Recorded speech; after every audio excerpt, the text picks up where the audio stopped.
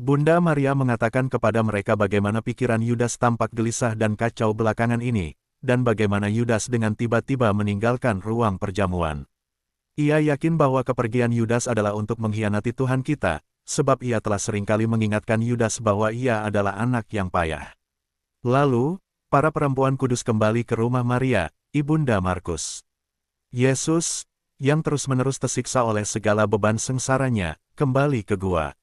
Ia merebahkan diri ke tanah, sama dengan prostratio, dengan wajahnya mencium tanah dan kedua tangannya terentang. Ia berdoa kepada Bapanya yang kekal, namun jiwanya masih harus mengalami pergulatan batin yang kedua, yang berlangsung hingga 3/4 jam lamanya. Para malaikat datang dan menunjukkan kepadanya dalam suatu rangkaian penglihatan, segala sengsara yang harus dideritanya guna menyili dosa. Betapa agung keluhuran manusia, citra Allah, sebelum jatuh ke dalam dosa, dan bagaimana keluhuran itu rusak dan binasa ketika dosa masuk ke dalam dunia. Ia melihat bagaimana segala dosa berasal dari dosa Adam, makna dan inti dari concupiscentia, sama dengan kecenderungan dosa, dampaknya yang mengerikan atas daya jiwa, demikian pula makna dan inti dari segala penderitaan akibat concupiscentia. Mereka menunjukkan kepadanya pelunasan yang harus dipersembahkannya kepada keadilan ilahi, dan bagaimana pelunasan tersebut mencakup tingkat sengsara baik jiwa maupun raga yang memahami segala penderitaan sebagai akibat concupiscentia segenap manusia. Sebab hutang segenap umat manusia harus dibayar dengan kemanusiaan yang tak berdosa, yaitu kemanusiaan Putra Allah. Para malaikat menunjukkan kepadanya segala hal ini dalam berbagai bentuk yang berbeda, dan aku merasakan apa yang mereka katakan, meskipun aku tidak mendengar suara. Tak satu lidah pun dapat melukiskan sengsara dan kengerian yang meliputi jiwa Yesus atas penglihatan akan silih yang begitu dahsyat, sengsaranya begitu hebat, sungguh, hingga keringat darah memancar dari pori-pori di sekujur tubuhnya yang kudus. Sementara kemanusiaan Kristus yang menawan diremukkan begitu rupa ke tanah di bawah beban sengsara yang mengerikan, para malaikat menampakkan diri penuh dengan kasih sayang. Ada jeda, dan aku beranggapan bahwa mereka dengan segenap hati ingin menghiburnya dan berdoa untuk itu di hadapan tahta Allah. Segera tampak, seolah-olah, suatu pergumulan antara belas kasihan dan keadilan Allah dengan kasih yang mengorbankan diri. Aku diperkenankan melihat gambaran Allah, tidak seperti sebelumnya, duduk di atas sebuah tahta, melainkan dalam suatu bentuk yang bercahaya. Aku memandang kodrat ilahi Putra dalam pribadi Bapa, dan seakan-akan, ditarik ke dalam pelukannya, pribadi Roh Kudus meneruskan dari Bapa dan Putra, dapat dikatakan, di antara mereka, namun demikian semuanya itu merupakan hanya satu Allah, tetapi hal-hal ini tak dapat dilukiskan. Semuanya ini lebih merupakan persepsi batin daripada penglihatan dalam bentuk yang jelas. Dan tampak kepadaku bahwa kehendak ilahi Kristus semacam menarik diri dari Bapa yang kekal, guna memungkinkan segala sengsara itu dibebankan atas kemanusiaannya saja.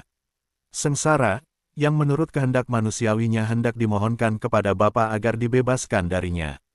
Aku melihat hal itu ketika para malaikat, dengan penuh kasih sayang, berhasrat menghibur Yesus, yang sesungguhnya, sedikit merasa lega saat itu.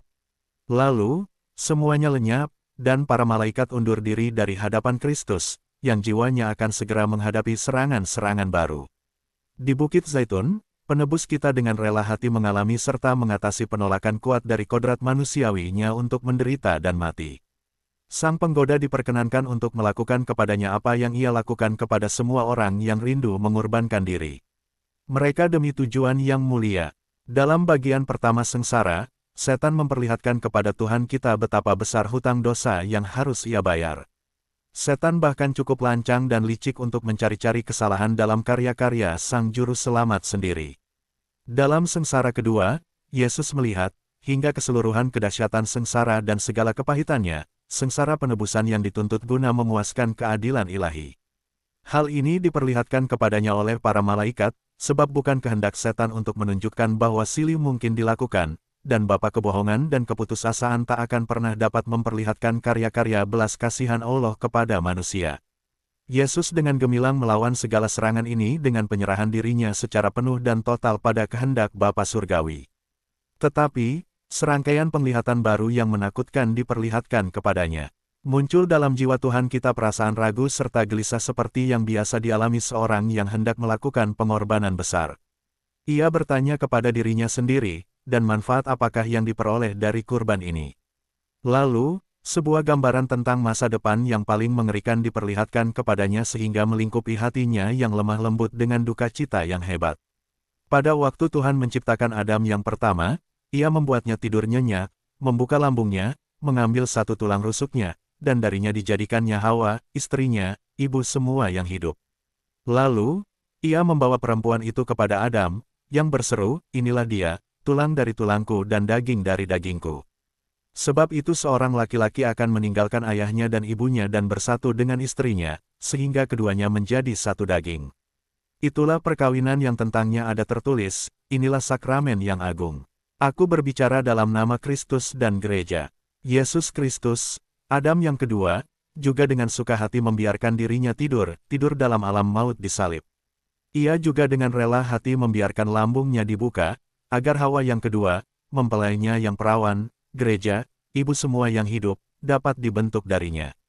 Adalah kehendaknya untuk memberikan kepada mempelainya, darah penebusan, air pentahiran, dan rohnya, ada 3 yang memberi kesaksian di bumi, dan untuk menganugerahkan juga kepada gerejanya sakramen-sakramen yang kudus, agar gerejanya murni, kudus dan tak bercela. Ia akan menjadi kepala gerejanya, dan kita akan menjadi anggotanya, di bawah ketaatan pada kepala. Gereja adalah tulang dari tulangnya dan daging dari dagingnya. Dengan mengambil rupa manusia, Ia rela menanggung sengsara dan wafat bagi kita. Ia juga meninggalkan Bapanya yang kekal, agar dapat bersatu dengan mempelainya, yaitu gereja, dan Ia menjadi satu daging dengannya, dengan memberi gerejanya makanan sakramen Maha Kudus dari altar, di mana Ia secara terus-menerus mempersatukan dirinya dengan kita. Ia dengan suka hati tinggal di dunia bersama gerejanya, hingga kita semuanya dipersatukan olehnya dalam kawanannya. Ia telah bersabda, alam maut tidak akan menguasainya. Demi kasih-Nya yang tak terhingga kepada orang-orang berdosa, Kristus telah menjadi manusia dan menjadi saudara dari orang-orang berdosa ini, agar Ia dapat menanggungkan ke atas dirinya sendiri hukuman atas segala kejahatan mereka. Yesus telah merenungkan dengan duka cita yang dalam, besarnya hutang ini dan sengsara yang tak terucapkan dengan mana hutang itu dapat dihapuskan. Namun demikian, Ia sepenuhnya bersukacita dalam menyerahkan dirinya pada kehendak Bapa Surgawi sebagai kurban pepulih.